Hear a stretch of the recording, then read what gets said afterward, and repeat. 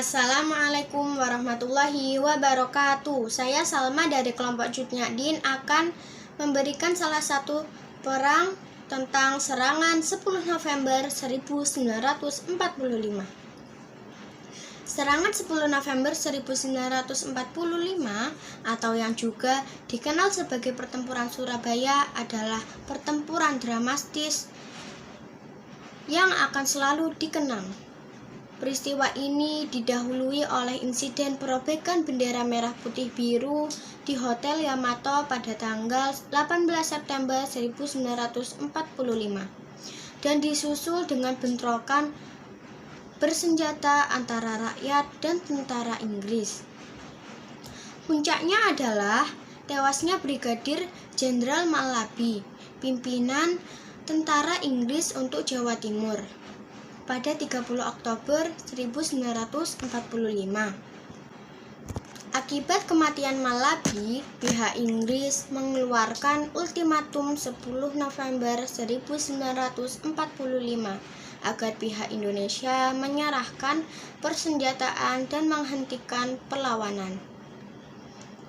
Tentu saja, rakyat Surabaya menolak untuk tunduk dengan semboyan "Merdeka atau Mati".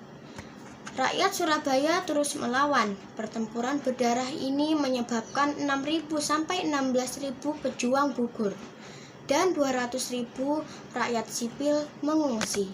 Keberanian arek-arek Surabaya juga dipengaruhi oleh Bung Tomo yang terus mengobarkan semangat lewat pidatonya yang berapi-api. Tokoh lain yang tak kalah berpengaruh ialah Kiai Haji Hasyim Asy'ari, Kiai Haji Wahab Hasbullah, dan kiai-kiai pesantren lain. Berkat peristiwa ikonik ini, tanggal 10 November ditetapkan sebagai Hari Pahlawan. Sekian cerita singkat tentang serangan 10 November 1945 dari saya.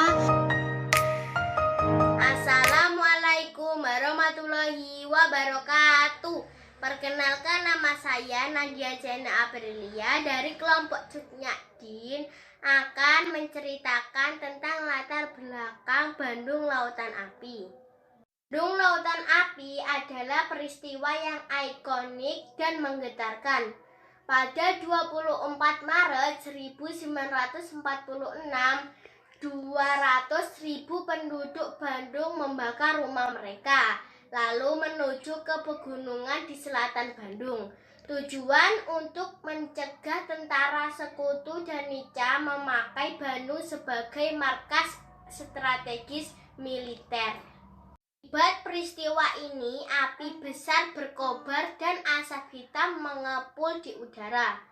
Strategi ini digunakan karena kekuatan tentara rakyat Indonesia tak sebanding dengan kekuatan Sekutu dan Nica.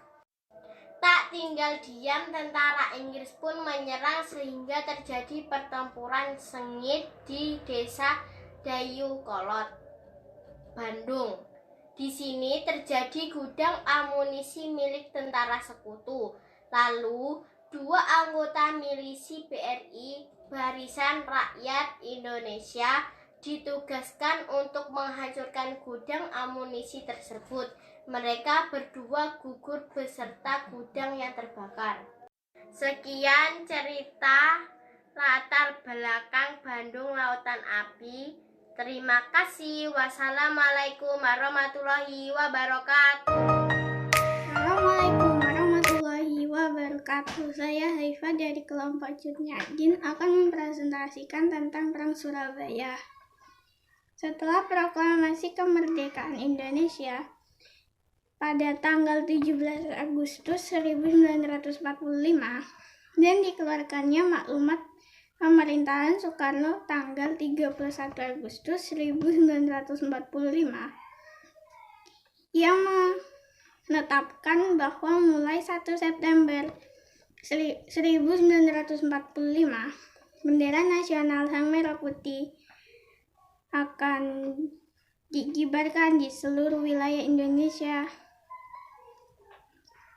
Sekelompok orang Belanda di bawah pimpinan Mr. W.V.C.H. Ploegman pada malam hari tanggal 19 September 1945, tepatnya pukul 21.00, mengibarkan bendera Belanda tanpa persetujuan pemerintahan RI daerah Surabaya di tiang teratas Hotel Yamato sisi sebelah utara. Keesokan harinya, para pemuda Surabaya melihatnya dan menjadi marah karena menganggap Belanda telah menghina kedaulatan Indonesia dan melecehkan gerakan pengibaran bendera merah putih yang berlangsung di Surabaya. Hotel tersebut diserbu para pemuda setelah permintaan Presiden Sudirman untuk menurunkan bendera Belanda ditolak. Bentrokan tak dapat dihindarkan. Beberapa orang pemuda di bawah pimpinan Bung Tomo dan Dr. Mustopo berhasil memanjat atap hotel serta menurunkan bendera Belanda dan merobek warna biru dan mengibarkan kembali bendera merah putih ke tempat semula. Wassalamualaikum warahmatullahi wabarakatuh. Assalamualaikum warahmatullahi wabarakatuh. Saya Aura dari kelompok Cut Nyadin akan menceritakan tentang perang, yaitu Perang Puputan Margarana. Simak ceritanya ya. Perang Puputan Margarana terjadi pada 20 November 1946. Ketika itu, lebih kurang 2.000 orang tentara Belanda mendarat di Pulau Bali. Mereka diikuti oleh tokoh-tokoh Bali yang pro terhadap Belanda.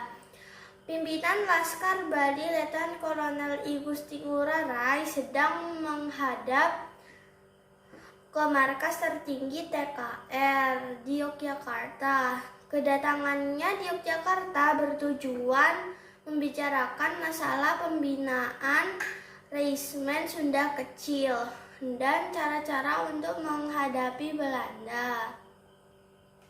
Ketika kembali di Yogyakarta, I Gusti Ngurah Rai menemukan pasukannya dalam keadaan porak-poranda akibat serangan yang dilakukan oleh pasukan Belanda.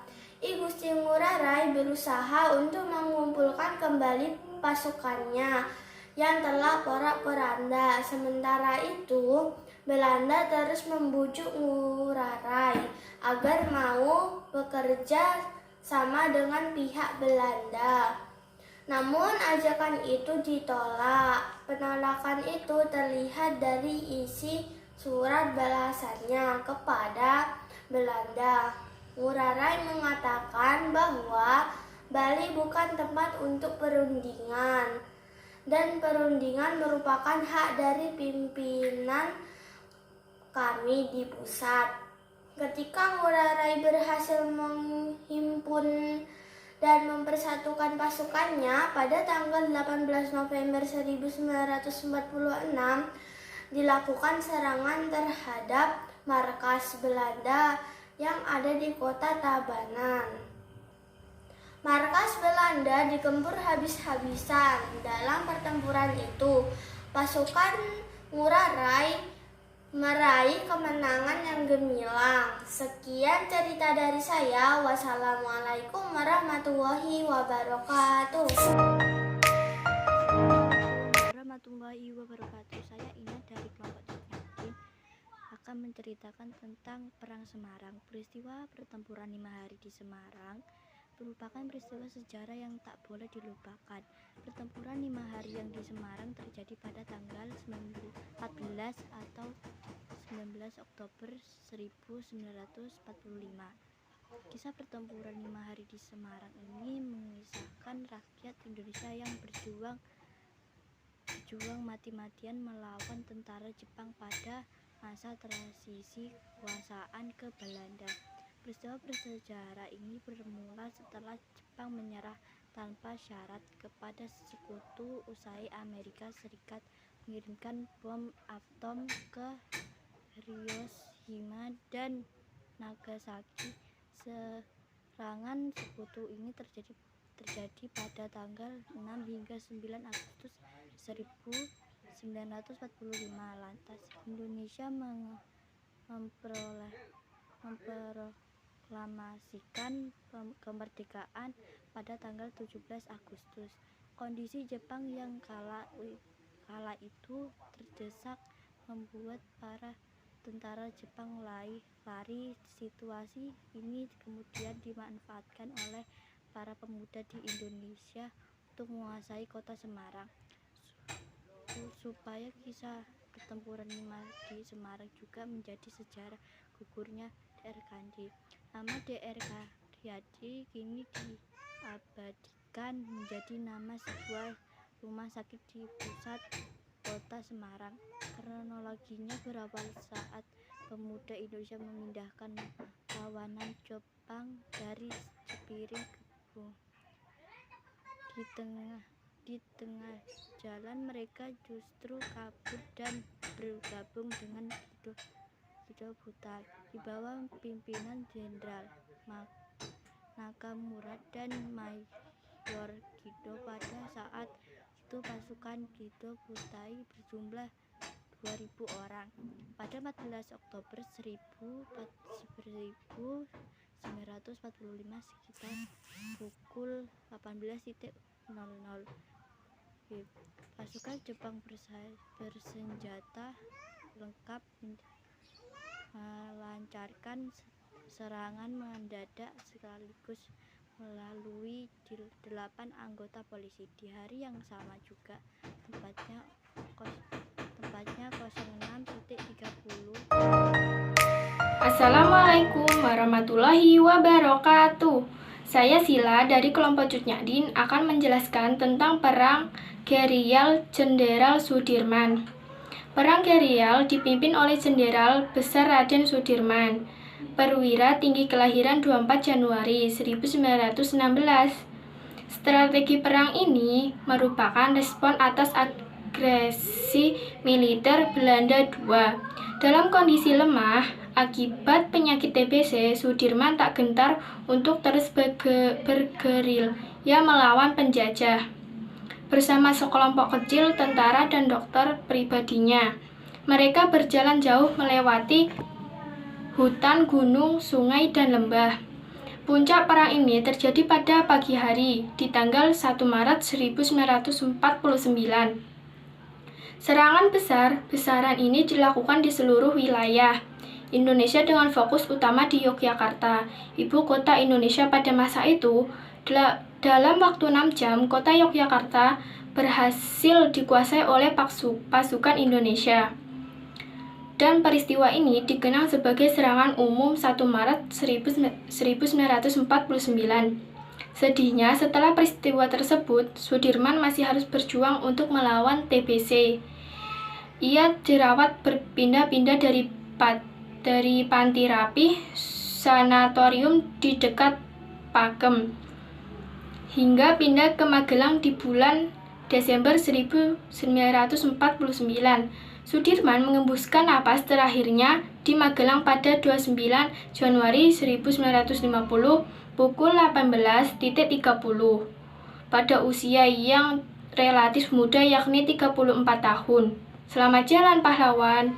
Sekian penjelasan dari saya. Wassalamualaikum warahmatullahi wabarakatuh.